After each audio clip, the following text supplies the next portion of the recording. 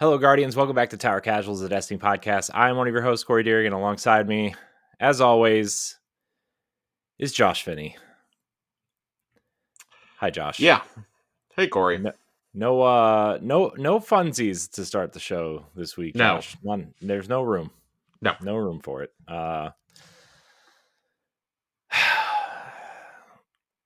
Josh, I know this is a Destiny podcast, and I know we really just want to talk about what happened in Destiny and Destiny Rising and all these other things. Mm-hmm. But We can't. something kind of surprising happened with the presidential election this week. Yep. And we need to address it. I mean, we have feelings, but there have been multiple people write in asking us to address this Yeah. because it's about to change a lot of people's lives. And not in a good way.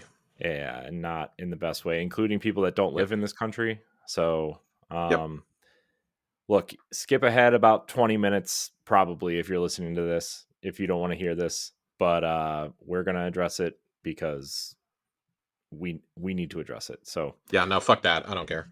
The um, fire sad chat time, guys. yeah. So, unless you've been sleeping under a rock, you know that Donald Trump has been elected the 47th president of the United States of America, and kind of shocking how much he won by. And, you know, we have had a few people write in to ask us how we feel, what our concerns are. And they have also addressed that they are concerned. We are not going to name names. But I think it's important off the top before we say anything is that Mm-hmm. as a community, as a as this podcast, as our friends in the Discord and everything else, our stance has been fairly clear for years now. We want an inclusive, helpful, respectful community, and if you can't be that way, you can unsubscribe, you can leave, you can not be part of the channel or the Discord. Josh and I don't care. That's Yeah. the kind of community and the type of people we want in our community. And if you can't accept that and respect people for who they are or what they believe in or what color their skin is or who they love or what kind of financial situation they're in, then you need to leave. Mm-hmm. Yeah. I don't think we can be any more clear than that. Like this was a community that we made because we wanted it to be a positive community. We wanted it to be, above all else, a safe community for people to come and feel like they had a place inside of a massively online game that tends to skew uh towards the male demographic, I would say. And we know how those online spaces can be pretty toxic. There's a phrase that's been used a lot: toxic masculinity. And I think online gaming really suffers from this. We think of it in games like League, like COD, Apex. You see it in the professional Fortnite scene. You see it in pretty much any game that gets really heavily streamed. And I think Destiny is one of the better communities out there. I want to be really clear about that, but there are still a lot of really toxic people, and they're on the younger side of things. The generation, I would say the generation like right behind me, is really, really susceptible to that shit. Even my generation is, to a degree, right? Like, mine was really the last generation that grew up without social media. Like, MySpace became a thing when I was in high school, and Facebook kind of hit the masses around that time too. And it just got worse from there. I think Twitter is basically useless now. It is essentially an easier to use 4chan for a lot of people. But you look at the voices out there in the online sphere, and you look at just so much of what gets pushed around these days, and it's not a surprise to see that people act the way that they do. So all that being said, on the subject of the election and on the subject of a lot of the policies that the now ruling party wants to put into place immediately directly affect not only Corey and I, but a lot of our listeners as well. We Hmm. have several members of the LGBTQ community in our, in our Discord, especially, and, that listen to the show that have written into us. I'm personally friends with several, both in Discord and, in real life, obviously. I'm friends with a lot of people of color, and every single one of them that I have talked to over the last couple of days is extremely concerned, and for good reason. Like Hmm. this is a campaign that was run on bigotry, on hate, on one that runs on pretty much uncontrolled and unchecked supremacy. Like that if you are not exactly the way that we tell you to be, you are lesser than us. You are dirt. You do not deserve to exist. You do not deserve to have the same rights. I mean, I implore you, if you have not seen Project 2025, I implore you to read that and look into it, regardless of who you voted for, because it's gonna fuck you at some point. It may not be today. It may not be tomorrow. It may not be on January 21st when he takes It could be office. it could be 10 years from now. It could be 20 years from now. This election, to put it very bluntly, and I'm not trying to be hyperbolic here, I'm not trying to alarm anybody, but if you're alarmed, hey, maybe this is the wake up call that you need. Progress has been set back a generation. Hmm. It is highly likely the Supreme Court will shift to a 7-2 ratio, which it was already bad at 6-3. It's going to be even worse now. We don't know the outcome of the House yet. If it's the presidency, the Senate, and the House, that is bad no matter who is in charge. Yeah. No matter who's in charge, that is bad. To have the trifecta of all three branches of government and both branches of Congress is a disaster. That basically means you have unchecked power. You can do whatever you want, and that is not the way it was intended to be by the voters. Hmm. I'm Uh, gonna. I'm like we talk about some of the things that directly affect us, and I mean, one of the things, for instance, today, and I'm going to let Corey speak on this in a second because it directly affects him. One of the things they want to do is mass deportation of immigrants, whether you are legal or illegal, and that is fucking alarming. I don't care who you are; that should alarm you. That alone, if they are able to do that, will completely wreck your economy. Like on top, and the economy is far less of a concern to me than the human rights issues that are going to come out of this, right? Yeah. Um. Yeah. On the immigrant deportation thing, my wife and I have been having many conversations about that today throughout the day. Mm-hmm. Mm-hmm. For those who don't know, my wife is an immigrant from the Ukraine. Um, they moved here when she was 3 years old. Uh, she was not born here, and her sister are very scared. Mm-hmm. For many reasons, but that is a big reason. And they're both U.S. citizens. They got their citizenship, Mm-hmm. before we even met, right? I mean, my wife got it when she was a lot younger, right? I mean, grade school, um, Mm-hmm. and they are they are pretty scared right now, um, Well, I mean, and especially not only that, but the situation back in Ukraine, yeah, I mean that's even worse too. I which is mean about to get a lot worse. they still have family over there Mm-hmm. that they don't. Some of them they don't even know what's going on with them right now because they can't contact them, Mm-hmm. and not only whenever he takes office is that funding going to stop to the Ukraine.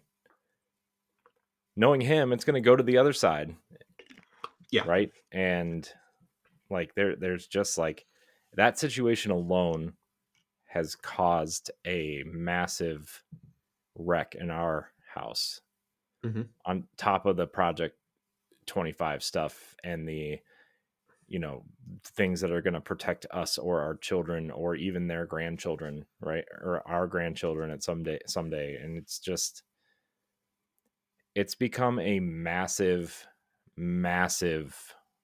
problem in a lot of ways, and it's very concerning. And I just hope that Yeah.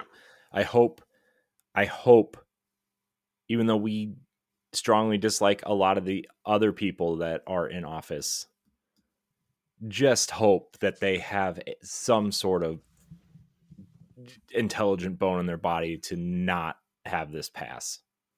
A moral And I compass. know like executive orders exist Hmm. and all that, and that's even scarier because it takes a lot of trust to be the president and not, you know, abuse those, right? And we Right. haven't had that really yet. Even really the last time he was in office, he really didn't abuse that power to the extent he could have. I will say this: the last time there were some adults in the room, and we didn't know the extent of that until after January 6th. That there were actually some adults in the room preventing some of the absolute worst shit that could have happened. There's not going to be any of this time. I want to be really, really honest about that. Like, the worst people you can possibly imagine are going to run your government. Like, putting RFK in charge of Health and Human Services is a disaster. You're putting a straight up anti vaxxer and someone who wants to remove fluoride from the water and get rid of things like polio vaccines in charge. That's a problem.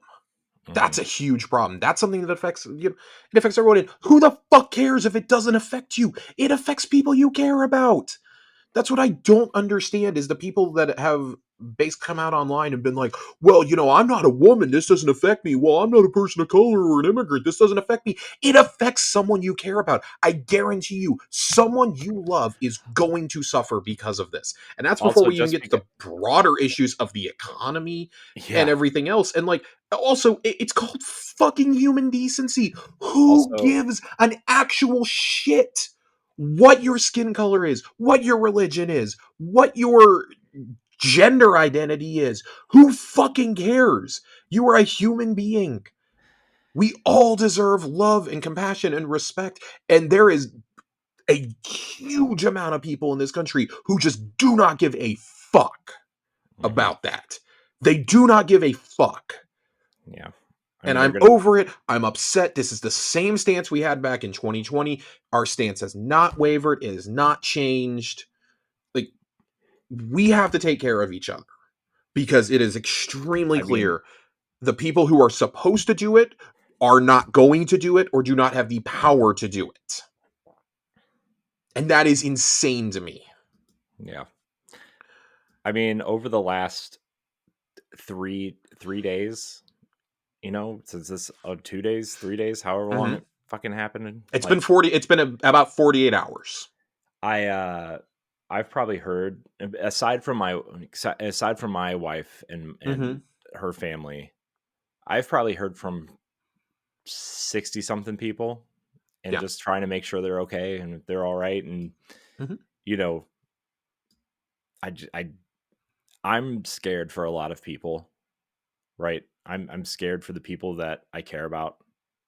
And this, I Yeah. mean, this is like, Medicare and Medicaid are going to go away. Your The social Affordable Care security the is Affordable going to Care go Act, away. Social Security is going to be gutted. I mean, educational funding is going to be extremely Yep. reduced. Who even The knows if Department there's of going to be? Education is gone. It's Yeah, gone. who knows if there's even going to be public schools, right? Yep. I mean They that's wanted to, and the ones that are left, they want to force religious indoctrination in there. And like, listen, I got love for people who want to follow their religion. I'm personally not super religious myself. I've kind of undergone my own spiritual journey in my teens and my 20s, going from, Protestant to like pretty deep in the evangelical world to like now I'm like a borderline atheist. And a lot of the reason I'm a borderline atheist is because of what I've witnessed over the last decade in the country and in the church in particular. And this isn't to talk about religion or politics or anything like that, but you can't have this stance of, well, fuck your feelings and this and that, and then the second that your guy wins, guys, we gotta respect the rule of law. We gotta respect who the leaders are. when I just had to listen to you for the last 4 years tell me about how Joe Biden's the worst fucking president in history and this and that. Like you can't love your country and respect your leaders only when your side wins. That's just not how this works. And I'm not telling, and I am not, I want to be really clear. I'm not telling anybody you have to respect the leaders of this country. That is part of what makes America such an incredible country, is that you can, right now, freely disagree with your elected leaders. Like, we have the power to go to the ballot box and change that. And sometimes the change doesn't go the way that we want it to go. And that is terrifying for all of us. That's terrifying for our loved ones. The next 4 years, at minimum, are going to be extremely rough. Because let me tell you something. Some of you guys are going, well, Trump is old. He's going to be out in 4 years. I would highly encourage you to look into JD Vance and who backs him. Because do you want Elon Musk and Peter Thiel running your government? Because that's pretty much what's happening at this point. And that's really terrifying. That's really, really scary. Two of the richest men on earth are going to run the country. That can't end good for anybody at all. The meddling of billionaires and people who just want to line their pockets and get richer and richer and richer are the only ones who are going to benefit from anything that happened on Tuesday. I cannot stress this enough, how much the common person is going to be impacted by this, and you may not feel it right away. You may not feel it in the first year or two. You may not even feel it in the full 4 years, because it does take a while to change the economy and this and that. But you're gonna start feeling it. More people decided that the price of eggs and gasoline was more important than the rights of their fellow citizens, And the and the funny thing is that security stuff's going to go up and the peace of now too mind of anyway. their fellow citizens. And that stuff's going to go up anyway. Stuff's gonna go up anyways. Like, I don't know. I don't know what else to say. I'm very angry about this. I'm very upset. This is me calmed down after 2 days. I was ranting and raving Tuesday night and especially Wednesday morning. I was talking with a lot of different people who work at different companies and this and that, who are in different organizations, and pretty much everybody had the exact same reaction. We're going to be angry today. We're going to be upset. We're taking the time that we need right now.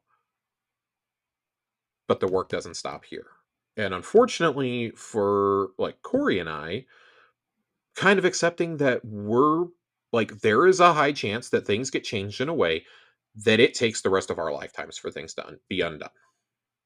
That it takes 25, 30 years to undo some of the things that are going to happen. If what they want to do passes, which is gut federal agencies and instill loyalists instead of qualified individuals, the Supreme Court is another great example, then yeah, it's going to take generations to undo that. So my thing is, what can we do now? Yeah. You can back leaders that you know are going to support change. And I know for some of us, that's a lot harder than others. I live in a super red state. I live in Texas. Texas hasn't gone blue since before I was born, basically. Like, the last time we elected a Democrat from here to the Senate or to, well, not Congress, because we elect House reps all the time. The last time we elected a state senator or a governor from here that was a Democrat was like 1994.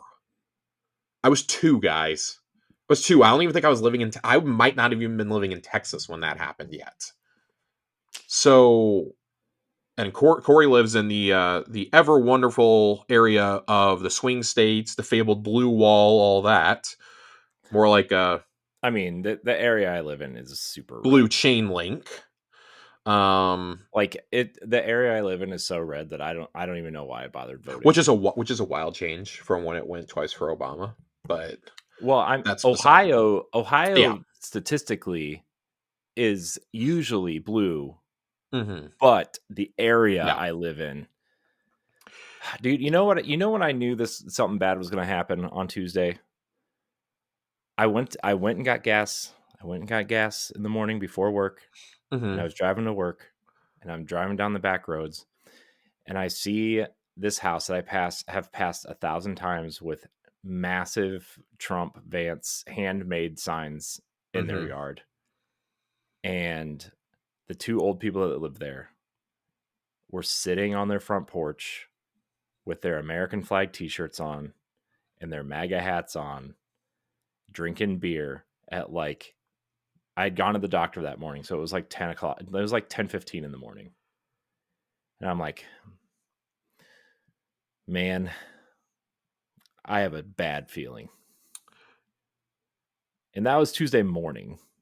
I'd like to disparage the 10 a.m. beer, but I definitely engaged in like a 9 a.m. beer yesterday.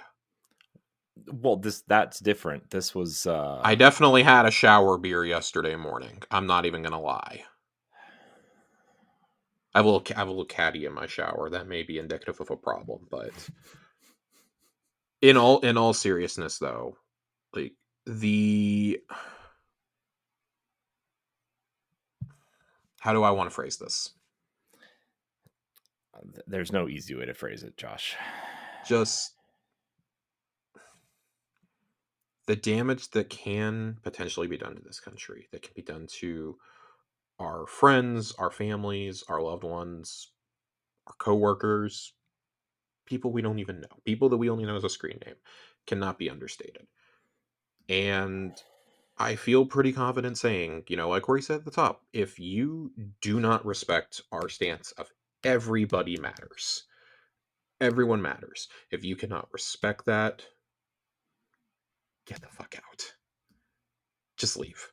Like I would rather do this show for 10 people than 1,000. If that means that we have people who care about each other, who respect each other, and this and that. This will continue to be a safe place for everybody. I do not give a shit. We respect human decency here. Okay? I'm angry, I'm pissed off, I'm fired up. We're going to be angry about it we're going to be upset about it for a few days. And maybe a few days, few weeks, month or two, whatever. But we start by organizing. We start getting people into office at the local levels and at the state levels. They can make a difference sooner, hopefully. Vote in your local elections, vote in your state elections. Don't just turn out when it's 4 years for the presidency. I cannot stress enough how much I want people to understand that. That's where a lot of change starts, is at the local and state levels. And in the meantime, I would encourage everyone to check in on your friends, check in on your loved ones, find a good nonprofit to volunteer for. I'll tell you something. The only semi positive thing that I have felt came out of this was, for me, on a personal level, that I kind of know what I want to do with my life now. For a long time, I have wanted to work in games. I have wanted to work in games media. It has been my dream to interview people. It's been my dream to write for a living. And for the first time, I feel like I don't want to do that anymore. For the first time since I was like 12 years old, I don't feel like that's what I want to do with my life anymore. I don't want to work in media. I want to spend my life helping people. I want my life to mean something. I want to spend my time helping the less fortunate. I want to spend my time helping kids who don't have anybody at home. Like, I cannot overstate. Like I said earlier, how things are going to happen and be enacted that Corey and I might not see undone in our lifetimes, or we might be real old by the time it does. So what happens now? We make the road better. We pave the road for the next generation. If that's what my life comes down to, is making sure that, like, I'm probably not going to have kids of my own. Realistically, that's a whole nother subject. But if it means that my friends' kids grow up in a better world, and that we show them that there is a better way, then my life has meant something. That the pain and the suffering that some of us are going to go through, that maybe, just maybe, there's an ounce of hope, that some sliver of morsel of hope can come out of it. And I don't, by saying that, I don't mean to disparage anybody who is feeling down about this, who feels targeted by this, who is understandably, completely and totally devastated by this. It is a lot different hearing it from two straight white guys who are not even in the targeted demographics than it is hearing it from people whose voices need to be amplified. I encourage you, if you do not understand why all this is such a big deal, do your research, do some reading, read up on read up on Project 2025. I implore you to do that. I implore you to get involved locally, to read about what is going on at the local, state, and federal levels that affects everyone, not just something that affects you. Okay, learn the terminology being used. A lot of these writers and a lot of these politicians love to use terminology that sounds impressive because we think it sounds too complicated for us to understand. And that's one of the biggest things I learned when I was studying government and when I was studying journalism in college is that's not that's not journalism. Like that's not reporting. That is manipulation. We got like as people we have so much power and no right now it feels like that power is on the verge of going away for forever. If you don't understand why people are upset though, those are things you can do. I encourage you to find voices from people of color. I encourage you to find people of sexuality other than yourself, especially women, non-binary women voices, non-binary voices, queer voices, trans voices. I highly encourage you to be just checking in on those types of people and seeing what they are saying and seeing why they are so concerned and upset. The amount of abhorrent comments I have seen in the last 2 days. In fact, I saw so many of these comments yesterday morning that I've just decided I'm basically done with social media at this point. The amount of people that were being filtered into my For You feed, and I want to be clear, I wasn't just the tweet, it was people quote tweeting these people of folks saying your body, my choice, literally made me sick to my stomach. It made me want to go vomit. If and I want to be if you believe that, you are an actual fucking monster. You're an actual fucking monster if you think that you have any right to police anybody's body. You're a fucking monster. I cannot stress this enough. Like we hear all the time about how from the extreme right wing of they're gonna persecute Republicans. They're gonna persecute the Christians. I cannot emphasize to you enough how much that is never going to happen in America. Okay? But we saw on day one of this guy's presidency in 2016 when he got elected in January 2017, immediately tried to deport Muslims. The Muslim ban. Anybody remember that? I do. I fucking remember that because it Yeah. directly affected a friend of mine's family who is from Lebanon. And Yeah. she does not look Lebanese because she's half Lebanese, half white. She appears extremely white. But it affected her dad. It affected her grandparents. Like there are just so many things beyond the scope and the bubble in which so many of us live our lives. And I say that as someone who came from one of those bubbles. It wasn't until I went to college and got out of the evangelical Republican bubble that I was in that I was like, "Oh shit. There are so many other things that I should be considering." Like rather than just, well, I'm only voting for this person because they said they're gonna outlaw abortion. And at the time I thought that was a good idea. It's not. Um, like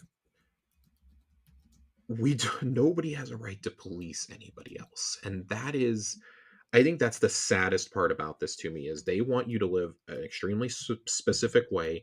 And guess what? A lot of you won't qualify for it because you're not the race that they want. You're not the religion they want. You're not the gender that you're not the gender they want.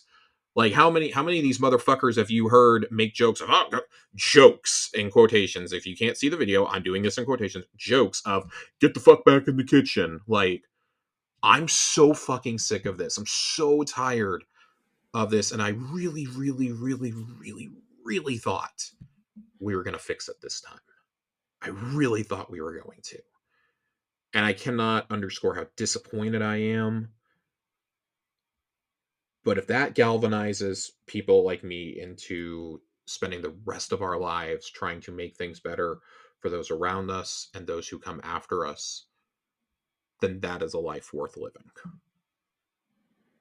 I've been really, really clear with you guys in the past that I have struggled really severely with depression. I suffer from really bad anxiety.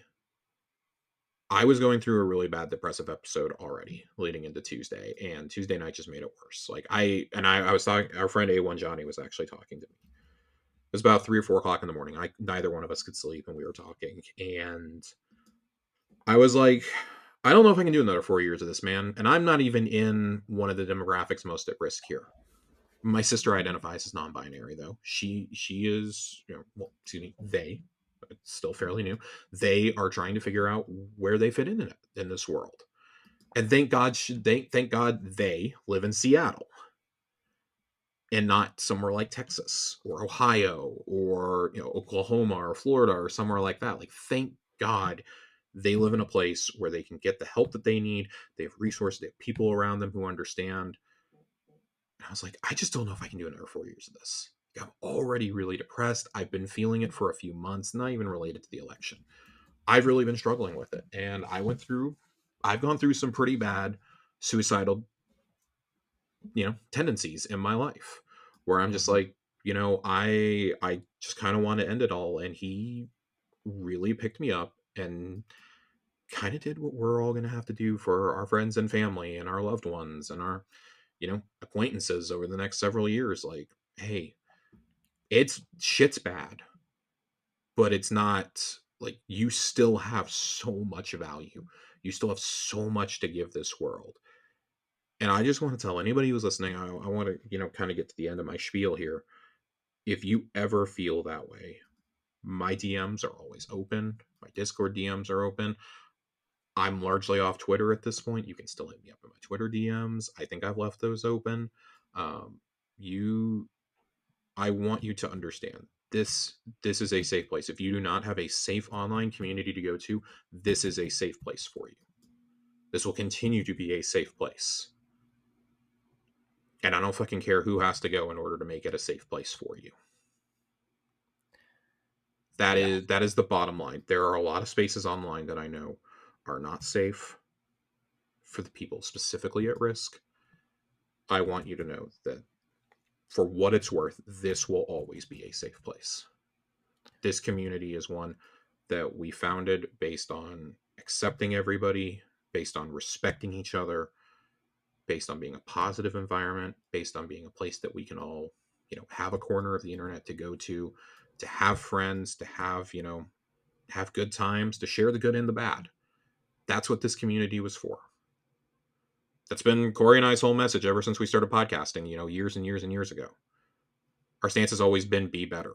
Hmm. For the first Makes time in my sense. life, I don't know if I can be better. It's Yeah. it's so easy to say it and it's so hard to put it into practice. And that is going to be, I think that's going to be put to the test over the next couple of years. I really do. And I so think anyone who I struggles, our door is open. yeah. I mean, I said this in the Discord, and I know Josh. I know you replied to it and Mm-hmm. basically said the same thing, but reiterate what Josh just said too. Is I mean, my DMs are open on Discord, Twitter, Blue Sky, Instagram, Facebook. I guess if you're still there, like I mean, I if you need someone to talk to, I don't care if I don't even know your name or who you are or Mm-hmm. what you do or even if you play Destiny, right? I mean, Yep. if you're listening to this show and you don't play Destiny, well, that's there's something else there. But We, yeah. seriously though, I mean, it I I know a lot of people are about to go through some real shit, and To say the least. they're gonna need support more than ever now, Mm-hmm. right? So uh, be there for your friends, for your loved ones. I haven't stopped thinking about this immigrant deportation thing for No, like and that's something that hits really home for you. Just um, like the language being used around trans and non-binary individuals is hitting home for me. yeah, it's that the only thing I can say now is like we have to be there for each other, um, Yep, we have to and be. we have to stand our ground and be strong and be supportive and that. So We are stronger together than we are apart. Like yeah, genuinely at the end of the day, that is something they cannot take away from us is unity and strength in numbers. We are a community. We are friends. We pick each other up. When somebody is struggling, we support them. We get behind them. We pick them back up. We stand in as the shield if we need to. Like there is no other way to say it. That is what we do. That's Yeah. what we do as friends. That's what we do as human fucking beings. And I think a lot of people's resolve is going to be tested, but just to kind of put a bow on all of it, you are seen, you are heard, you are loved. This is a place of inclusion and for you to feel safe. This is a place for everyone. There's nothing else to say. Like if you cannot agree with that most basic of principles and statements, this is not the show. This is not the community for you. And I'm not sorry to see you go. If this 35 minutes is what causes you to go, goodbye. Yeah. Like there is just there is no substitute for human decency at this point. Yeah. We are begging for you to understand why people are hurting, why they are scared, and just begging you to understand. And if you want to understand better, if we didn't spend 35 or so minutes explaining it to you, ask somebody who doesn't look like me or Josh. Yeah, kind of going back to what I said. Yeah. Find somebody who does not look like you or identify like you do, and ask them, "What's up with this?" Yeah. Okay, it's okay to not know everything. It was a long path of me getting to the point where I understood why people were fighting for the things that they were. We grow as human beings. We grow. The pursuit of knowledge is never ending. Mm-hmm. And the craving of acceptance and of wanting to be loved and being accepted and be seen is a human emotion. Like, guys, I get that way. Okay, I'm like Why that. do you think I have 5 podcasts? I am I am a people pleaser at the end of the day. Like I want to be loved. I don't, and there's a whole psychological reason for that, but like, you know, and I don't want anybody to ever feel like they're in the same position that I am. Like, I want you to know, some of you have families that don't understand. Some of you have families that voted directly against your own interests and well-being. That's something Chelsea and I, my partner, have been coming to terms with. My sister-in-law identifies as a lesbian. Her parents 100% voted and campaigned for Donald Trump, even though admitting that they knew that he was not Christian and that was their whole thing for the last 8 years. They still voted for him. My family, by and large, still voted for him, despite knowing that my half sister is non binary. They don't fucking care, despite the fact that my stepsister is 17, and a lot of the things that are happening with anti abortion and with the wanting to get rid of birth control and Plan B and things like that will directly affect her in the coming years. They still voted against her own best interests for reasons I will never understand. So, just I'm gonna be a broken record at this point. Mm-hmm. You're seen, you're loved. This is a safe community. That's the bullet points. If you disagree with any of those principles, Yep. see you on the other side. Yeah. Eyes up, Guardians. Yeah. Here's what it comes down to for me, and this is all I'll say. Yep. Generally speaking, I don't care if you're a Republican or Democrat.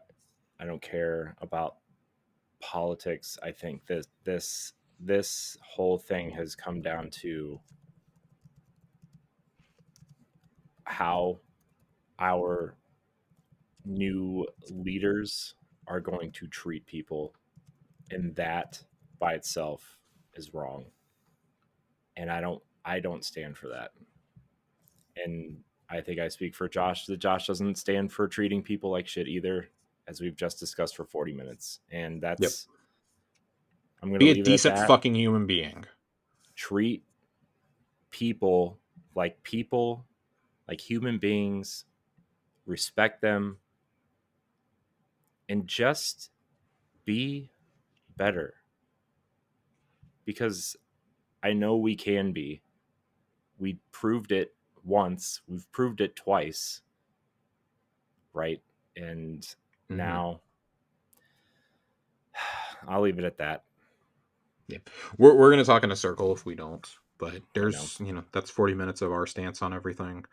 Um, I will. yeah, Yeah. Um.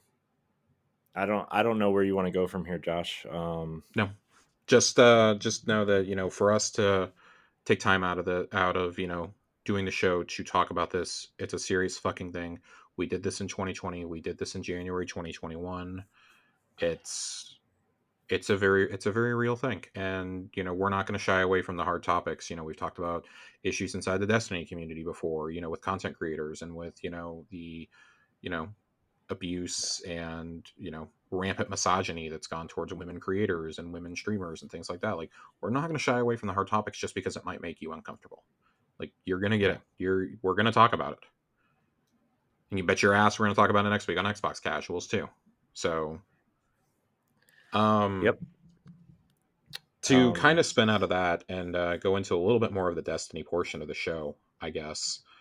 Um, man, I. uh, Do you want it's a me to little give my hard to. impressions real quick of Destiny Rising? Yeah, It's let's shift into Destiny Rising. I guess let's talk a little bit about that. We are going to try to get a guest on here, hopefully in 2 weeks, to talk Destiny Rising with us. She has played an extensive amount of the game, a lot more than I certainly have. I've only made it through the opening area and into the Mhm. hub area. Yeah. I've made it to Haven. That's all I've made it Yeah. to. Yeah. I've played a little bit more than that. Okay, Um. There are a few things. There are a few things I like, Josh. I hit do me. like the.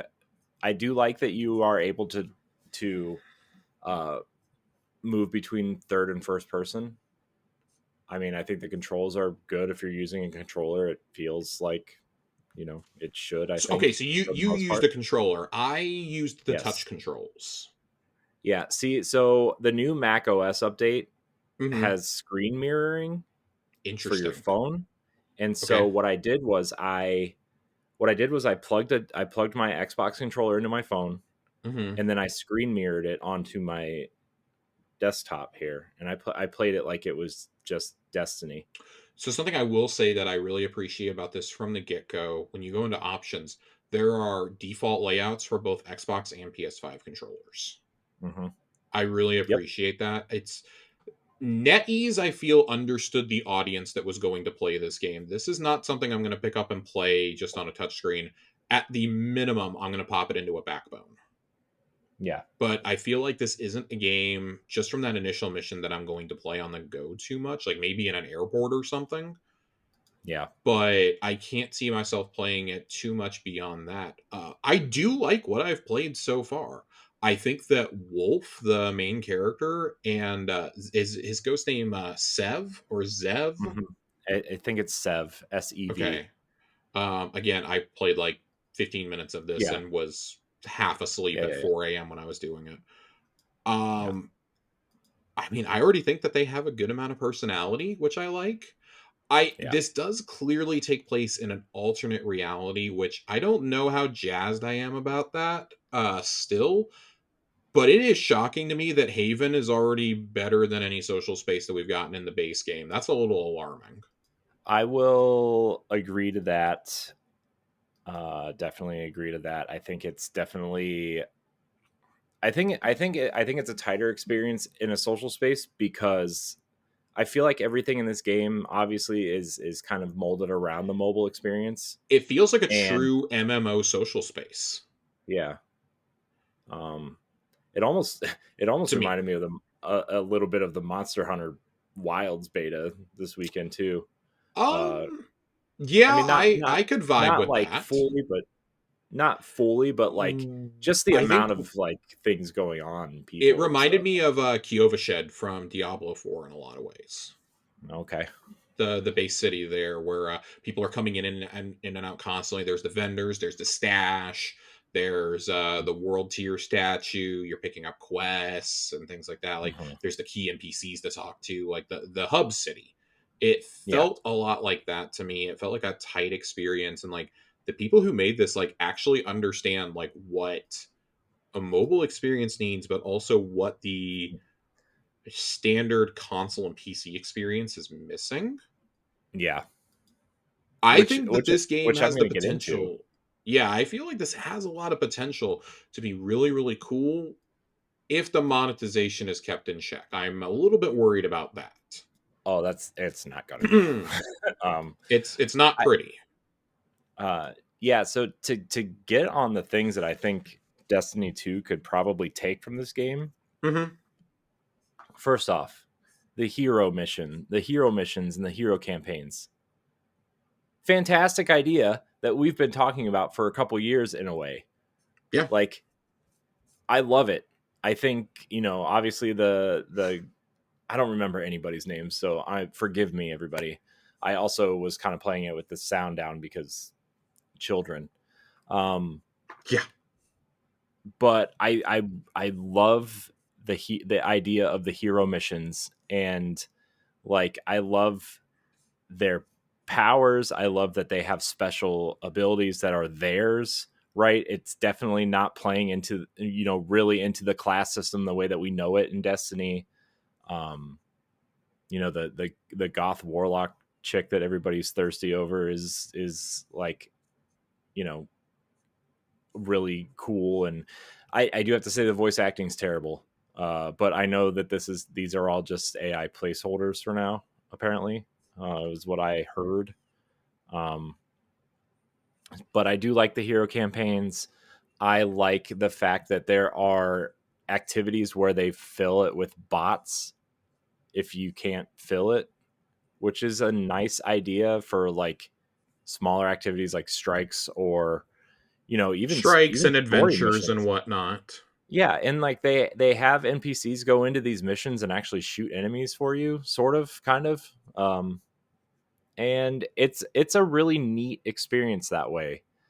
Um, with that said, I don't I don't know if I would be playing this for hours on end, because I think some of the mission variety is kind of not non-existent. um, at least from what I've played. Uh, I think that there's going to be some heavy monetization. You're going to have to Which is what unlock. we expect. Yeah, no, I This expect is a that, this but is a like, NetEase game. yeah, well, I know, but I mean, like, you're going to have to unlock, 5-star heroes to unlock the entire skill tree, and these types of things. So I'm not jazzed about all that, but I Yeah. do think that there are some neat ideas in here. And if you can't take Destiny on the go with you on like a ROG Ally, or a Steam Deck that has been side loaded or whatever, like, I think this is a nice little substitute for players, and I can see this game kind of drawing in a new aspect of the community that might want to try Destiny 2 at some point. Um, and I know this is really designed for the Asian audience, right? The Chinese audience, the free to play kind of gotcha audience, right? But I think there's something here. I'm not sure it's going to take over your Destiny time. I think it's good to get that fix when you are on the go. For instance, I've talked about a lot in the past how I really, really enjoyed when it was part of Game Pass, Mm-hmm. because I was able to play it when I was on vacation, when Season of the Lost first came out. And it was great. I could check out the seasonal content, and that's about what it was stable enough for over a 5G connection, I felt. And if I'm Mm-hmm. at home where I have the better connection, I'm just going to play on my console. Like, why wouldn't I? I don't know how I feel about there being mobile raids, but I'm interested enough that I want to find out. I So am what really, I've been really hearing about the interested in it. yeah, so what I've been hearing about the raids, honestly, is that Are they available? they what? Are the raids available? No, but what I've been Okay. hearing Okay. about from just like, you know, people, like the Destiny voices on the internet, Hmm. like they aren't like full on raids. Like, you're not going to be playing the Taken King, like the King's Right. Fall, right? Right. But they're going to take little aspects of what makes the raids cool and shove them down into more of like a, like a smaller experience of like okay, well, instead of like 6 or 7 encounters, there's 3 smaller encounters that are, one might be puzzle based, one might be a boss fight, and one's going to have mechanics or whatever. Um, to be more of like a fit the mobile, like, hey, we all ride into work on the train together, so let's try out this raid while we're Yeah. riding in on the train, right? And you can complete it before your commute ends. This is a game that we said from the very beginning when it was first being rumored and when the NetEase deal was announced that this was going to be a game targeted primarily towards the Asian market. Mhm. I do think there is a lot here for American audiences, but I think you kind of hit the nail on the head with this is going to be a good commute game. How Mhm. many of us really have commutes where we're not in the car? Like just based on how our society is structured. Right. Right? Like unless you're taking the train to work or you're taking like the metro or you're taking the MTA or BART or whatever, like you're probably not commuting on something other than car.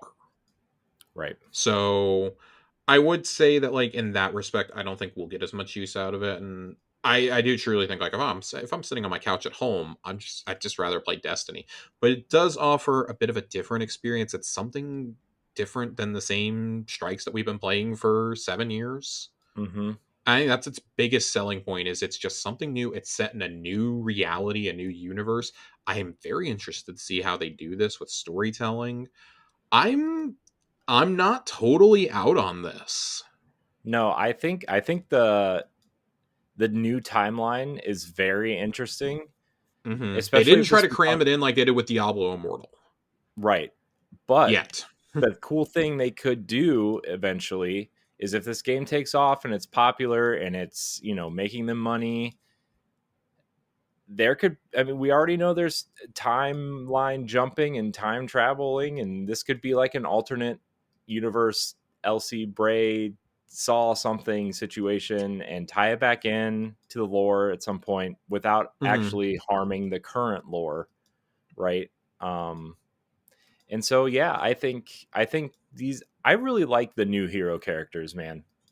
I think they're cool. I think it's an interesting approach. I don't know how much I love it, but I think it's an interesting approach. And like I said, I think that Wolf has more personality than our Guardian has ever had. Well, yeah. And I've only played one mission, so Yeah. Wolf is cool. I'm into Wolf it. is very cool. Um, also want to say that like I actually can't believe they translated the gunplay over relatively well. Like it feels like it feels a lot like Destiny, um, and I really appreciate that because It's so sometimes you get the mobile version of something and it just feels like just meh. No. I felt like this was going to be at the very least a passable game because I didn't hate Diablo Immortal. It was the monetization made it almost Mhm. impossible to enjoy. Yeah, and I think that was the So, big gripe with everybody for that game, right? right. Well, I mean, some people just hated it because, do you guys not have phones? And that reveal could have gone way better. I actually think this one was handled kind of great. They just formally announced it, and then dumped it. Like a week, like 2 weeks later, it was in a closed alpha. Hmm. So I think that was a good idea. I'm curious to see how this evolves and when it goes into full release. I Hmm. suspect we get an announcement at the Game Awards as to when it's going to happen because Hmm. the alpha test closes in 2-3 weeks. I think we have a full month with it. Yeah. So I am interested to see what happens with that. And the fact that they didn't NDA anybody who played it actually really surprised me. I was fully expecting to have to like tap dance around it. Yeah. So I'm a fan, man. I really hope this is the beginning of like good mobile versions of console games. This week also saw the release of like Pokemon trading card game Oh app. yeah. And let me tell you something, I fucking love it. Yeah. I'm a big fan because I don't know how to play Pokemon anymore because I haven't played it since I was like 7 years old. But I kind of addicted to opening up digital Pokemon cards. And I actually I like the battle system. You don't have to play against other people. You can play against AI opponents if you want to and still earn the same rewards. I really like all of that. So, I mean, if we can get a few games just translating the experience to mobile, I think that signals a whole new turn for mobile games. Like we talked about on Xbox Casuals, Microsoft wants to open up a digital game store for mobile. Games like this are what they're going to be looking for. Mm-hmm. Those console experiences all in one place. And like, if Bungie was still independent, they'd probably be partnering with them on some stuff. Like, oh hey, let's tie some perks for it into Absolutely. Game Pass Ultimate or something. Yeah. So I do think Shader. I there's mean, you could see like shaders and And I'm pretty sure there's going emblems to be and shaders and emblems that'll be given out if you play Destiny Rising. If we're oh, I'm doing it for sure. watching 15 minutes on Twitch, we're going to do it here. I'm sure. So, and and okay, I think it's cool. Like if you're playing on both, if you're playing both games, you should be getting cosmetics for both, in my opinion. There's a game within a game. There's a card game in this. Sparrow Racing is supposedly in this. I haven't checked it out for myself yet. I don't know if anybody can, but it is. If it's not there in the game right now, it's definitely in the files. Sparrow Racing is a thing, apparently. Great. I'm in. So, all of you saying Sparrow Racing League, it's in the NetEase game, along with the card Hey, game, which is like the bane of my entire existence because it's something else for me to get hooked on. maybe So, there is a maybe there's gyro controls for the oh sparrows. god, there is nothing I would like less than that. Oh, come on, it'll be fun. Not a fan. All right. Well, Destiny Rising. Like I said, we're going to try and get a guest on here in a couple weeks to talk to us about it before the alpha closes. If not, we will absolutely have her on when the full game launches. Yeah. Talk Destiny Rising with us. Um, Yeah, I'll talk to her about it. yeah, man, could end up being a really solid mobile game. We'll wait Could and be. see. Before we get to the Schwabs from the last couple weeks, there's really not much there. Did you see that Atlas had a feature in the New York Times today? I did not. There was a whole piece in the New York Times about their menu design Ooh. in games, about their UI, and there's screenshots from Metaphor for the Metaphor main menu, the Archetype tree, and the Persona 5 Royale menu. Ooh. Which, Those like, are if great you've looked at menus. any Atlas game ever, you know how much work they put into their UI. Yep. It's basically they basically said they had to make an engine within the engine just to run the menus, which is fucking wild to me. That's so So it's so fucking cool. It's so fucking crazy. cool, and I don't care. That's that's crazy. It's crazy, and I absolutely love them for it. And this is another hint. Hey, go play Metaphor. It's the game of the year. Moving right along, we're about halfway through Festival of the Lost right now, and it's not lighting my world on fire, Corey. Big surprise. What? I'm tired of doing the same 3 lost sectors every year. Oh, Josh, you just got to run through it backwards. You'll be Dude, fine. I'm so tired of it. I don't even think we're doing 4 this year. I think we're only doing 3. If there are 4, I haven't seen all 4 of them. But I think it's just the same ones as always. I think there's a couple new lines of dialogue. And that's it. I don't remember if Amaru was part of last year's, but he's definitely there this year, and I enjoy that. I think he's the perfect kind of character to be a part of this. Mm-hmm. I don't know. I We need to evolve these seasonal events. This is an event I would at this point, this is the level of event I would expect in Destiny Rising, not Destiny 2. Mm-hmm. And I know that I'm beating a drum that I have put dents in, that I have thrown down the street and picked up, that I've slammed against the wall. I have abused this poor drum at this point. Because I'm so tired of saying this, but holy shit, we need new event style content. Mm-hmm. I will say I almost caved, and I still might cave and buy the event card this time because that's one of the best ghosts I've ever seen. The hands that are holding the ghost ball Mm-hmm. and they like move. I really like that. Yeah. I may have to break my golden rule of never buying an event card for that ghost alone. I'm a Don't do little it, Josh. disgusted saying it. Don't do it. On the subject of the shotgun this year, I have not had a chance to use this shotty necessarily. I have a couple rolls of it. I wasn't really thrilled with any of my rolls. I think the only one that I have actually kept, let me pull up my dim real fast. The only one I kept was one I wasn't super thrilled about. It's the generic one. They give you trench barrel dual loader. Not Hmm. super jazzed on that one. I don't think it's the worst thing in the world, but I'm also like, eh, whatever. Yeah. There are some spicy perks on this gun that I really like. I think we've gone over these, but I want to go over them again. In the first column, you have air trigger, you have fourth times the charm, you have grave robber, lone wolf, slide shot, dual loader, and threat detector. In that second column, you have closing time, you have desperado, you have precision instrument, surrounded, tap the trigger, swashbuckler, and volt shot. I think this is actually a little crazy to have fucking Desperado on a shotgun. Yeah, I know. I saw that. I think that's kind of wild, and I kind of love it. It's I really like that. I think that that is just wacky enough to be fun. It's not going to be meta, but you combine that with something like fourth times, and I think you can have some fun with it.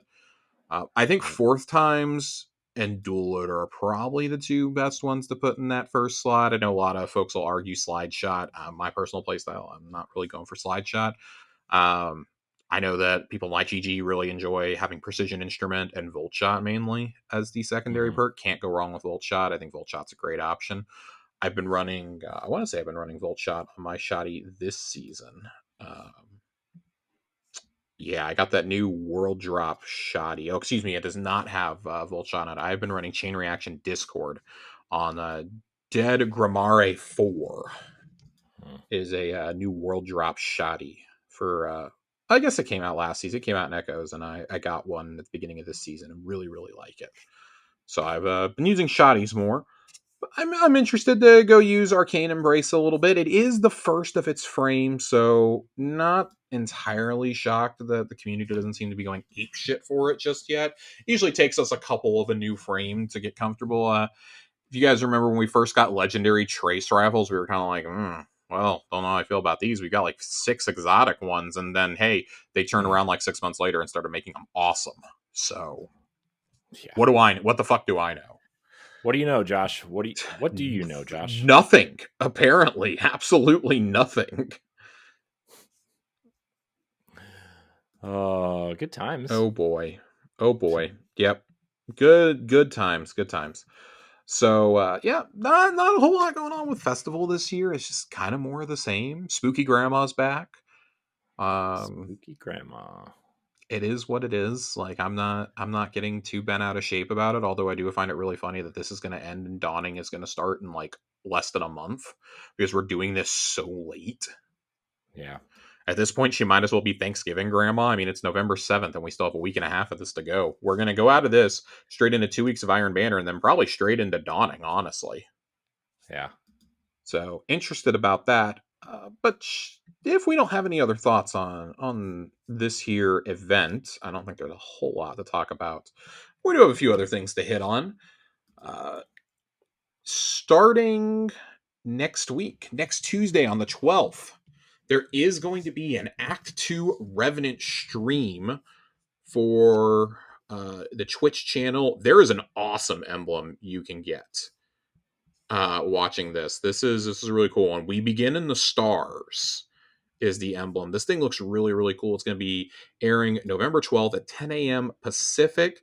I believe our favorite community manager, Dylan, said he is going to be a part of that. That's DMGO4 for those of you at home. So I would be tuning into that. I'm very interested. Hopefully, we're going to get our first look at the new Trial of the Elders. Is that what it's called? Mode. Mm-hmm. Feel like we're I feel like we're gonna see that. I don't remember the name of it. I haven't slept much, but I've slept some since the last time that I dug through the menus. Let's see. But Tomb of the Elders. we'll share a detailed look at the new activity rewards and more coming with the second act of Revenant. It does not feel like the second act should be. It does and does not feel like it should be here. The Yeah. last month has just kind of been a blur to me, frankly. Yeah. Maybe it's because I've just had a whole lot going on in my personal life, and I've also been consumed by 2 mega long RPGs in that span, but Yeah, I mean, I've been playing a ton of other things that like Destiny has kind of been the farthest thing from my mind, except for yeah, one or two this is the check-ins. least seasonal challenges and the least seasonal level that I've had through the first 5 weeks of a season, I think maybe ever. Yeah.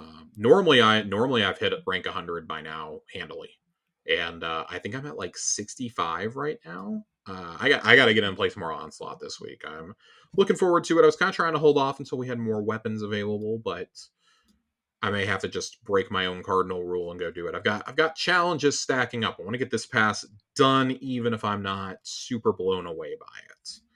Yeah. Uh, so looking forward to that. Other things that are going to launch next week: Grandmaster Nightfall catch up launches. I guess this isn't next week, on November the 19th.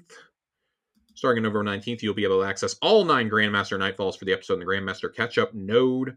Grab your favorite fire team or find one through the Fire Team Finder and continue your journey, mighty conquerors. So looking forward to that. Bungie Foundation Hurricane Relief wrap up. Bungie Foundation raised more than $375,000. That is incredible. I love this community. I think this community is very giving and very caring when we're able to be. So that's very cool. Something I did like that they're doing, spooky haunted builds that they have shared here. I actually really like that some people were nice enough to just or not some people, Revenant over on Twitter sent in a detailed screenshot of what everything in their build does, and I really appreciated that. I think that's Mhm. really cool if you're looking for a fun Warlock build. Prismatic Warlock with Vesper of Radius, that is one to go look at for all my Warlock friends out there. I would check that out. There's a video, Solar Warlock with Speaker's Helm and Constant Restoration, Void Titan with Heart of Inmost Light and Fighting Lion, and then a Void Hunter with Radiant Dance Machines and Parasite. So I think Ooh. all those are interesting, as well as a Stasis Titan with Blast Wave Striders and Alathenum for explosive jumps and damage. So there's some really cool stuff in there. Recommend going and checking those out. That was it for this week's TWAB. Last week we really didn't have a lot last week either. Last week was a lot of fashion stuff, to be frank with you. Um, but we did have one major thing that got announced, and I hated that they tweeted this out on Friday. On the Friday after we released our last episode, like literally hours after we recorded and released our last hour casuals, they announced that this was fixed, or that they had figured out a fix. This fix went live this past Tuesday, but Perkgate is officially over. It ended just after we made a big stink about it, too. I love that for us. It's over. Rip. It's over. There is going to be a full post detailing what happened, but the long and the short of it is some things unintentionally happened in the back end. Do do do do do. There What? is an emblem you can go get. You can look at last week's TWAB for that. But here's the nitty gritty that everybody wants to hear about. Starting November 19th through December 3rd, Vesper's host will offer double drops for encounter and activity completions. Both weapon and armor rewards can drop from each encounter's completion. This will be a great time to hunt your desired rolls on weapons or hit master difficulty up for some artifice armor. Starting November 19th, Banshee will also have a small collection of weapons in the tower with curated perk rolls. Our goal is to get you some perk combinations that were a bit harder to earn due to the bug. We do not currently have a planned deadline for acquisition, but we would recommend picking these weapons up at your earliest convenience. Note, dungeon-related weapons will require dungeon ownership and at least one dungeon completion. We are aiming to have a deep dive article covering this issue in more detail, and it may take a bit of time. We plan to provide a target date when we can. I would not expect that before Thanksgiving, personally. I would Mm. expect that to be some Christmas reading that we get. But the weapons and perk rolls that we are going to get uh, are interested. There's 6 weapons here. Rose will come with fluted barrel, accurized rounds, slide shot, explosive payload, smooth grip, and a handling masterwork. Multi-Mock, the famed Iron Banner SMG, will come with polygonal rifling, tactical mag, attrition orbs, kinetic tremors, and a reload masterwork. Indebted kindness, our favorite arc rocket sidearm on the Citadel, is going to be coming with smart drift control, tactical mag, loose change, volt shot, and a velocity masterwork. I don't know who was asking for loose change on this one, but okay. Compass Rose. Can't believe we're going all the way back to Solstice, but corkscrew rifling, light mag, snapshot sights, slide shot, handling masterwork, hothead adept, hard launch, impact casing, tracking module, clown cartridge, reload masterwork. I don't know if that's like the greatest role for that particular gun. I would grab it anyways, though. Uh, and then, of course, the big daddy of them all, the big prize, the fabled heavy stasis grenade launcher from the brand new Vespers Host Dungeon. The VS Chill Inhibitor, Countermass, Spike Nades, Envious Arsenal, Bait and Switch, Reload Masterwork. They are giving away the actual god roll on this gun, everybody. I cannot exaggerate how much I did not expect this. We saw the weapon list and I was like, oh, there's no way it's going to be a good roll on that gun. Holy shit, they gave us the god roll. I actually can't believe they straight up gave us Envious Bait and Switch. That is the ultimate, we know we fucked up, here you go roll. They had to have seen the numbers the community was putting in and could not get those two perks to drop together to save their lives. Unless you're Ronnie and you're super lucky and you got it like in week 1. But Ronnie, for the rest of us, yeah, look at me, I'm Ronnie. I have great luck with RNGesus. I love you, Ronnie. I really do. I don't. Heart. Well, Corey doesn't, but I do. This seriously is great news. It's one of the best heavies in the game right now, if not the best. Absolutely. If you don't use heavy grenade launchers, buy it and put it in your fucking vault. Like, just do it. That's what I'm going to be doing with half of these. I have an indebted kindness I'm really happy with. I don't really use hand cannons. I will be grabbing Multi-Mach. I'll be grabbing the Compass Rose. I'll grab Hothead. I'll grab the Chill Inhibitor. Very happy to have all 4 of these. Holy W, Bungie. Very excited between this and the double drops they're going to have for the 2 weeks of the 2 weeks of Iron Banner. We're taking that away from you too. Oh boy. Iron Banner is slated to start on the 19th. And it's supposed to run through the 3rd, which is the same as double drops. Ain't nobody playing. And it's wild because Iron Banner has weapons that I actually really want to. The Stasis rocket pistol is going to be in there, and so is the new version of Archon's Thunder. I believe it's now a Stasis LMG. Ooh. I really want those guns, but I also just really want to go farm Vesper's Host First Encounter now. So, yeah, I did get my Icebreaker to drop. Very excited. I need to finish doing the catalyst for it, but very, very excited. Big fan. Big fan. Nice. Can't wait to start using Icebreaker. People talk about it just a little bit. Did not have to suffer too long to go and get it, which is nice. Have all the puzzles already done to have it complete once you actually get said catalyst. And all you have to do to get the catalyst is to go through and shoot like 4 stasis crystals with Icebreaker throughout the dungeon. So I need to go through and do that. Probably going to wait until A1 Johnny gets it too, so that me, him, and Joasis can run through and do it together. Really looking forward to that, but there's not a lot going on here. It should be noted, if you got that dual loader trench barrel shoddy, don't delete it. Trench barrel is not supposed to roll on that weapon.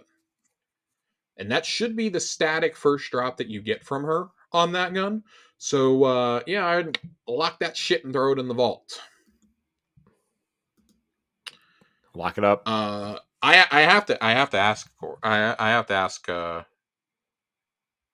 Oh, so it is actually a known issue. I was wondering if this was a thing. If players advance to the point where the Icebreaker Catalyst is meant to drop before they own the weapon, the triumph for the Catalyst will be auto-completed, and the player will not be able to acquire the Catalyst. Uh-oh, I may have a problem. I was going to ask you if I just completely lost my train of thought. Oh, did you see this this ridiculous farming that some of us were doing on Third Encounter in Garden of Salvation? I heard about it. That is one of the funniest things I've ever seen. Who the fuck finds this stuff? Um, I was shown it by a couple of community members, and they were doing it. And they're like, "All right, so you just got to stand here, and you don't have to do anything else." It was like I gotta do everything, but like had to get up and out of the map and drop through one little box in the wall that wasn't filled in, and you can drop down and the boss is just hanging out on a platform down there, and you just shoot him with something like Salvation's Grip or something that makes a bunch of like crystals or something and push him off with it, and then you get back up and get out and run over and complete the tether. You have to knock them off, and you have to connect the tether you had to connect the tether within a specific 10-second window.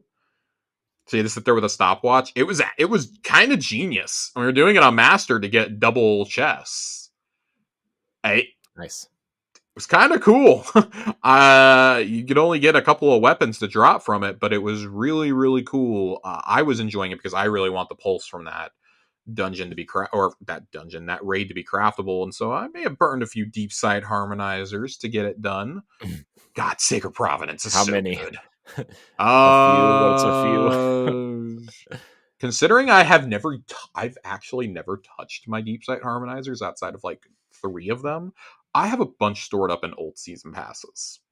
So I may have used the Google Chrome plugin and gone and grabbed some from like a year and a half ago. Hmm. Yeah, I may have gone and grabbed some Who's to from say? I who's to say, but I may or may not have gotten them from from season of the Seraph. I think that's how far back I went. Oh my god. Yeah, I went back pretty far to get those. It was Seraph or Defiance. I went back pretty far getting these. But no, all joking aside, it was really nice to be able to do that and be able to farm it out for an afternoon before that went away. I got a couple of drops for both that and I think it's the hand cannon that also dropped from that encounter. But it was nice. It was nice to be able to get back in there. I haven't touched Garden since my one Divinity completion, so it was kind of nice to see that arena and that encounter again. That bastard of a Vex Harpy, but yeah, they don't make them like that anymore. We get better raids now, so They don't make them like they used to. they don't make them like they used to. Thank God, because the tether mechanic in that raid is still one of the worst things that they have ever done in Destiny, in my humble opinion. Oh, Uh, rip. what else do we have, Corey? Do you have anything Um, else? I don't really have anything else. I don't really have anything else. I'm not gonna lie to you. He's not gonna lie to me, chat. I've been so focused on the beginning of the show that I had Yeah. nothing, you know, besides my Destiny Rising experience. We could talk about the Monster Hunter thing real quick if you want. I mean, or we You can could go save ahead and that talk for about Xbox. you can talk about Monster. I have not played it. I did Okay. watch some friends play it. I have not touched it, and it was down by the time I got around to it. Yeah, I just figured that Monster Hunter Wilds is kind of Go for it. relevant to our audience. Go for it. Uh, it's it's it I Here's the thing. I wanted to really love it. I think it has a lot of amazing things going on. I think the monster design is great. I think Capcom has the best character creator. Every time I play a Monster Hunter game, I'm like, "Oh my gosh, this character creator is fantastic." I need every game to have a character creator like Monster Hunter. Um my biggest gripe, and granted, I wonder if they'll fix it because actually saw a lot of people complaining about this too, is that controller button mapping is almost completely non-existent, and it would have really helped if I could have mapped the buttons to play how I would have liked to have played. Hmm. I think that the base controls for controller are not very good. Um, and it sucks because there are several other games that theoretically play a lot like this that do it much better. I could point to God of War, I can point to Horizon, I can point to Assassin's Creed, those types of games in terms of action. Um, and I know there's a lot more going on. I'm not trying to say that there isn't, but man, these buttons are all over the place, man, all over the place.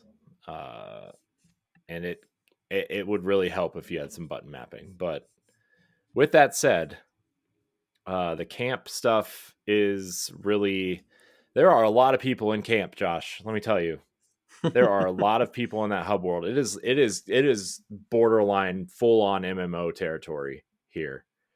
Um, but what I do like is that when you go to choose a mission from the board, it is seamless. There is no loading. There's no switching to a new instance. There's nothing. Yeah. It is all just, you're in it. You go there. You go back to camp, and it's all seamless. Once you load into the game, you're in the game, and I really appreciate that. Uh, I think it's a gorgeous game. Like, even in this state, like, it is a beautiful looking game. Ran a little rough, definitely some sub 20 frames at some points, but Yeah, I've heard the performance is pretty rough for this game. yeah. Uh, but I actually think if you're looking for something to kind of you know hold you over until Destiny comes up with something more substantial than Festival of the Lost, I think this could be something in the future that people will gravitate towards. I mean, we saw that with World, right? So uh yeah, I liked it. I think it's great. I think it's cool. I if they fix the controls, you might lose me to that game. It's that fun. So that's my high level Yeah, thoughts on it. I'll go a little bit more into this on Xbox Casuals, but I've been playing a lot of Dragon Age Veilguard over the last Hmm. week, and man, I'm loving it. I understand where some of the legitimate concerns for this game come from. I think the writing is a little rocky in parts, and yet at the same time, it has maybe two of my favorite BioWare characters ever in it. Hmm. So it's certainly the most engaged I've been in a BioWare game since at least Mass Effect 3, maybe Mass Effect 2, honestly. I think there's tons of quests to do here. At first I was kind of shocked, like when you get into these, like, they're open world but they're not areas. I was Mm-hmm. like, man, I don't feel like there's enough of these. And they use the same locations over and over and over and over again. You start to know them like the back of your hand, but I do feel like the in-world storytelling is really good. Like the actual overall story is good. It's some of the companion dialogue is a little rough at times, Mm-hmm. but I'm overall enjoying it. I'm probably a little past the halfway point right now. I don't know how far I am, and I don't really want to go looking to see how far I am, but I feel like I've at least hit that halfway mark. Yeah. So I am having fun with it. I do think it's good. I don't know. Haven't decided how much I really love it yet. I do think right now it's certainly in my top 5 for game of the year. If it keeps going the way that I'm enjoying it, it'll probably make my top 3. But to hop over that to get to my top 3, it's got to beat out Persona 3 Reload so far, and potentially Astrobot. Mm. So I don't know if it's going to quite do that, but it has been a very good game to me. I enjoy that the combat is much more like God of War than the other games. So I like that. It offers for some customization and how you want to play your class. You choose your class, and then from there, there's specializations you can get into. I'm playing it like a Titan, so I'm just beating the shit out of everything, and I really enjoy that. Nice. I'm living my best life. Normally, I play a rogue in these types of games. I wanted to play something a little bit different. So, and the rogue that joined your party is, oh, he's fucking phenomenal. One of the absolute best characters that I think BioWare has ever done. Like we're Nice. talking, he's up there on the level of Garrus. Wow. Nice. He's on the level of Garrus Vicarian. So Nice. if there is a, assuming he makes it out alive in this game, If he is not in the next Dragon Age, we riot. We absolutely riot. I have another character I really, really love in this, but it would be a pretty massive spoiler as to why I like them. So I'll just say for right now, not everybody is who they appear to be, and I think that makes it really, really fun. Nice. So, well, Corey, what do you say we do a quick little lore corner and then we get on out of here? Yeah, lore corner. Let's do it. We got a small lore corner tonight. Nothing too fancy. This is the Rhymecoat Rament, the new Warlock exotic chest piece. The impossibility of any situation is flexible if you know where to look. Mara Sov. Not for the first time, Mara finds Crow sitting in the rafters of her court, watching the clockwise creatures through high windows. You wish to speak with me. She does not wait for him to come down, but joys him in the eyrie. How can you bear to see them cursed, knowing there is nothing you can do? Mara considers this. The impossibility of any situation is flexible if you know where to look. Her brother's defeated sigh mirrors her own frustrations. You're not wrong. It's heartbreaking to see those in your charge suffer. Up close, Mara can see how light and time have reshaped him. Crow fidgets with a strand of his new cloak. Ida is no closer to a cure. Though she would never admit it, we have nothing but dead ends and ticking clocks. Do you suspect she will do something reckless? She asks. I've seen love drive people to extremes, break any law, fight any battle, just for a glimpse of hope. Sometimes hope is enough. Mara watches the battle play out below them as it has countless times before. Sometimes hope is all a leader can offer. Actions may build a bridge, but it is hope that drives us to cross to the other side. The cycle continues around them and the still point in the center of a whirling, recurring dream.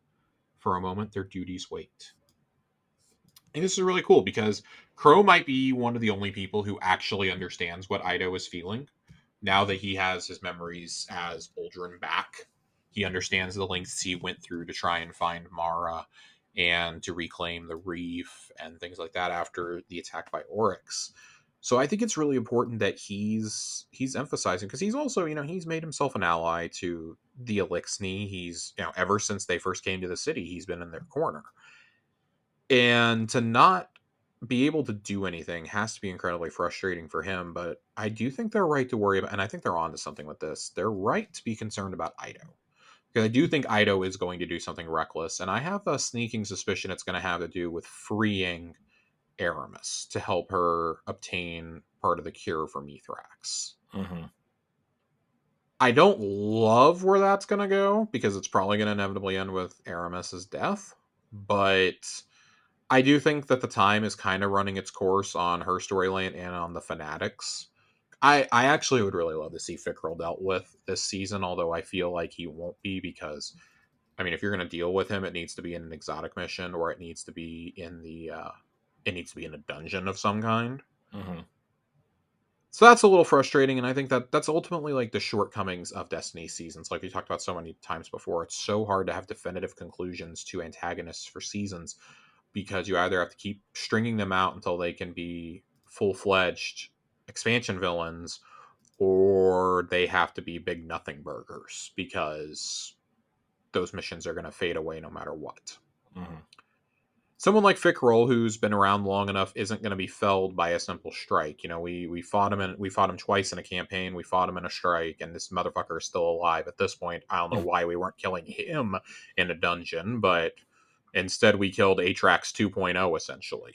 So just some food for thought. I think that kind of lays the seeds for where we may go in Acts 2 and 3, because we really didn't do too much in Act 1, let's be honest. Mm-hmm.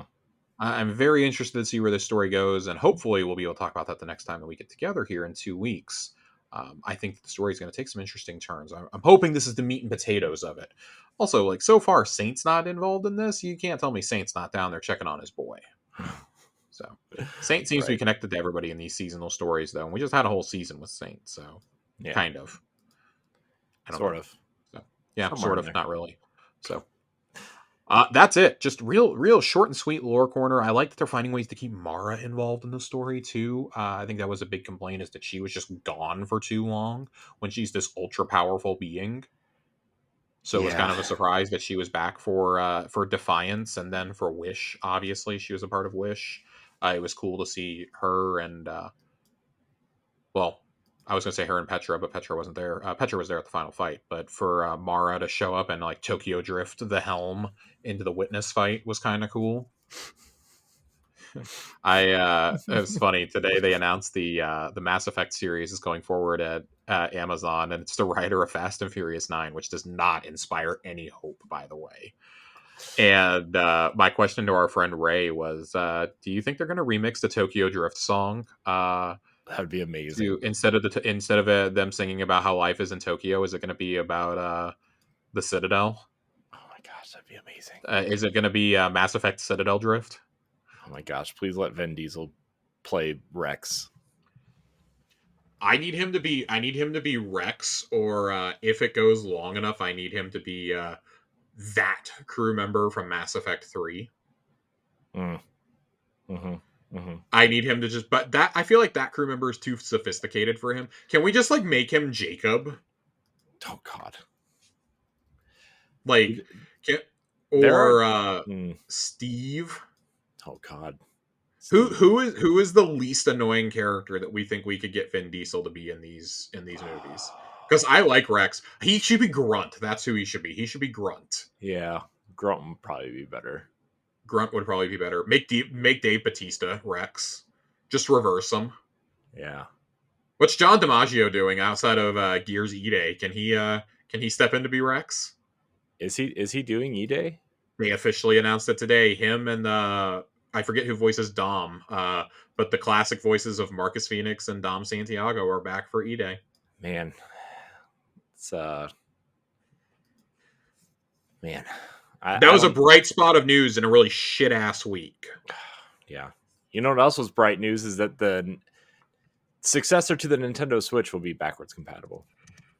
Which I feel like we all knew this. But it is Nintendo, so I think we knew that this was going to happen, but we also wouldn't have been surprised if it didn't.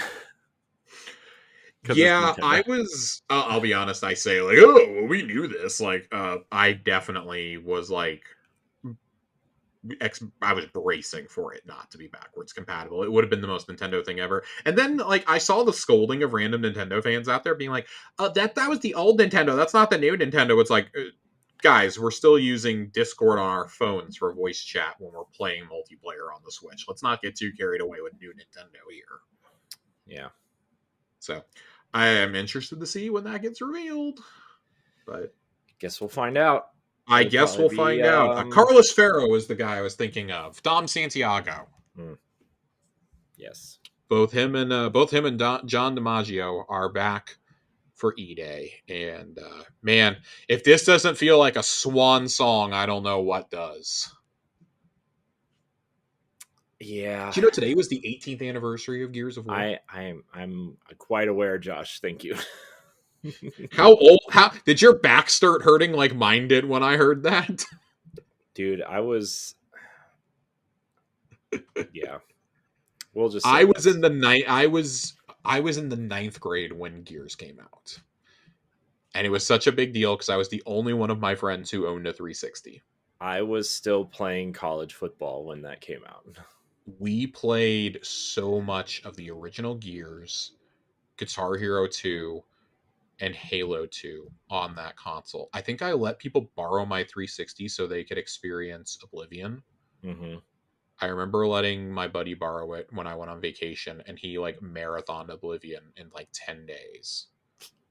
Dang. And then we all played co-op Ghost Recon because that Advanced Warfighter game was so good. Yeah, Advanced Warfighter was good. Yeah, I played so much Gears, Josh. So much Gears 1 that I had to get a second copy because my disc was worn out. That's what happened to me with both Morrowind and Oblivion. I left that part out of our Jeff Gardner interview because I didn't want to seem like too much of a fanboy. But I absolutely burned my Oblivion disc out, and I had to go buy another one because I own the collector's edition. I bought another disc that's just like has all the DLC on it. And the disc looks exactly the same, so it's like, oh, score, I'm good. Nice. I just bought it and tossed the case. I might have used it for something else. I don't know if there's still another game that I used it for, but my last note before I get us out of here, my local game shop did a customer appreciation day the other day. Ooh, Support your local game shops, by the way. It's a nice retro store that sells literally everything. I think like all the way from Atari 2600 stuff to Series X and PS5, and they had some really cool shit. The whole reason I went there was they were posting on their Instagram like a day before that they had the special Japanese Monster Hunter PS4 console, and I was going to go buy it for our friend Ray and have him pay me back. And alas, they did not have it. I almost bought a Steam Deck that they had though. They had an OLED Steam Deck for about $75 cheaper than retail, and I damn near bought it. I don't think you realize how expensive some of these retro games, especially Nintendo games, can get until you go to a shop like this that knows what they have.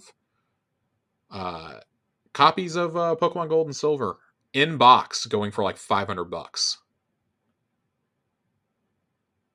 That is, yeah, wow. and that was on the cheaper end of some of these. I only walked away with I walked away with two things for myself: a steelbook of Persona 5 for the PS4, which I had several years ago, and I parted with to a friend when I decided I did not like vanilla Persona 5, and imagine my regret. So for the last 2 years, I've been trying to track one down. Got that for $10 on sale, and picked up a new figure for my above my desk shelf, an older Star Wars figure. They had a bunch of packs out there of older figures, and so I got the original concept art of Boba Fett figure from about 15 years ago. The first time I think they made the white suit Boba Fett as an action figure. Got one of those for me, and picked up a few small things for my partner for Christmas. So, Nice. um, also, in what Josh has spent his money on lately, I got my Ace of Spades. This thing is fucking massive, Corey. It's huge. It's pretty It's big. not even fitting completely in the frame. This thing is huge. This thing's bigger than my head, and I have a big ass head. Mhm. This thing's huge. It's really cool. I talked about it on Xbox Casuals last week. I still love it. It's living on my desk right now, and I know this is a very niche thing to even in our hallowed corner of the internet, but the special edition 2024 Dungeon Master's Guide for Dungeons and Dragons. Bought one for myself and one for A1 Johnny. So we are exploring the new Bastion system together, and that leads to our partners getting irritated with us because we're talking until all hours of the night. So, with Nice. that, Corey, do we have anything else before we get on out of here? Um, I don't think I have I anything don't. I else. don't. I don't have This anything is a else. really slow week for Destiny, guys. I'm really sorry. This is a key example of why we have shifted to every other week. Yeah. Yeah. I don't really have anything else. I just want to remind everybody out there to be kind to one another and Yep. support each other, and um, you know, it's we are all here. We are both here for all of you, and you should all be there for each other. Yep. So, uh, but Josh, let's get out of here. I want to thank everybody out there for watching and or listening to Tower Casuals, the Destiny podcast. You can join the Discord. You can be a part of our community. Uh, if you need something now more than ever, you can come join us. Josh, thank you for your time as always. Where can we find you? Right now you can find me on Discord. Pretty rapidly leave. I was gonna say slowly. I'm pretty rapidly leaving social media. I may still tweet here and there. I'm probably not gonna be checking my messages at all. And if you go on there, it's just gonna be a lot of angry ranting from me these days. Um, TBD where you can find me. You might be able to find me on Blue Sky in the future. I don't know. I think I'm just kind of done with social media at this point in my life. Unless you're sending me funny cat videos on Instagram, and then I welcome that. But even then, I'm pretty private on everything except for my Twitter. So you can find me in Discord. Yeah. I mean, I'm all over social media because that's my job, my real job. But also I've been primarily using Blue Sky the last week or two, and it feels like old Twitter right now. But you know how that goes. So did Threads for a day and a half. So, uh, anyways, you can find me at I am Corey HD on your platform of choice. I will be there in some capacity, unfortunately. Uh, but yeah, join the Discord. That's the happiest place. It's like Disneyland for your brain. Oh, I'm sorry. I had to make myself laugh. I want to thank everybody for watching it or listening to this episode of Tower Casuals. Until next time, we love you. Goodbye.